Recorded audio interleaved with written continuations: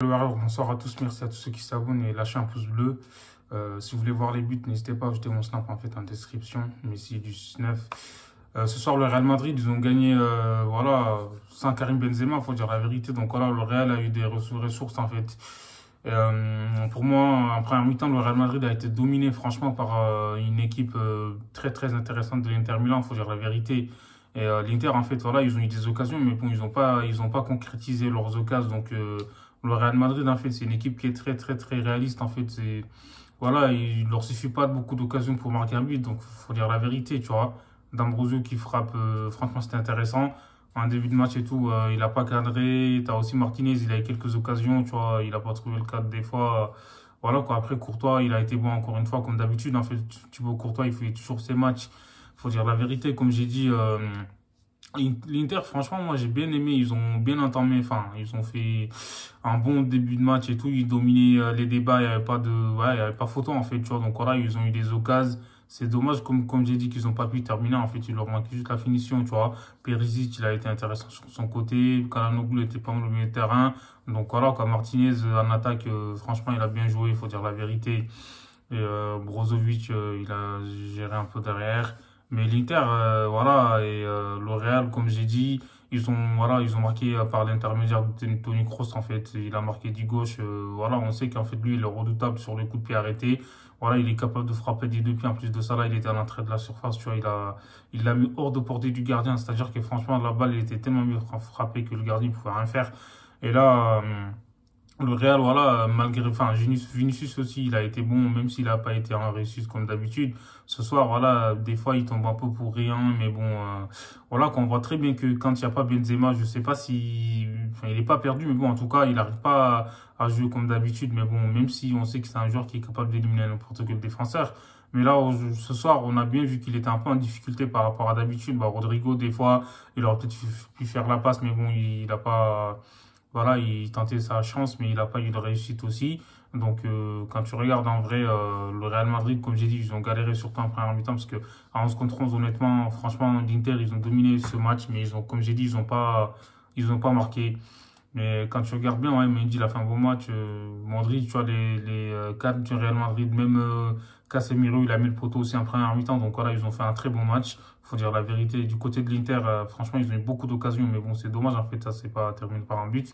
Et quand tu regardes ben, en deuxième mi-temps, bon voilà, il y a eu un fait de jeu. Pour moi, l'arbitre, en fait, il a abusé un peu. L'arbitre, il aurait pas dû donner un carton rouge à Barella. Tu vois, c'est vrai qu'il a pas à réagir comme ça, mais il donne un carton rouge à Barella, alors qu'on a bien vu sur voilà cette action et que Militao aussi, il a réagi. En fait, tu sais, quand Barella, il a essayé de choper son pied, Militao aussi s'est relevé, tu sais, voilà, il a sauté un peu, donc. Je comprends pas la décision en fait de l'arbitre sur ce coup-là. Tu vois, si tu as mis un rouge à Barella, dans ce cas-là, faut mettre un rouge à Militao, tu vois, comme ça c'est équitable. Donc pour moi, il a niqué le match en fait. C'était un très bon match. Moi, je me suis dit, voilà, ça va être serré. Au final, l'Inter, il se retrouve à 10 en fait contre 11. C'est compliqué quand déjà en 11 contre 11, ils ont eu galère et ont marqué un but. À 10 contre 11 contre le Real Madrid, honnêtement, c'est compliqué. Il faut dire la vérité. En plus de ça, à l'extérieur, c'est pas évident. Et franchement, l'arbitre là, voilà, comme j'ai dit. Il a tout gâché, franchement. Sinon, on aurait assisté à une belle fin de rencontre, en fait.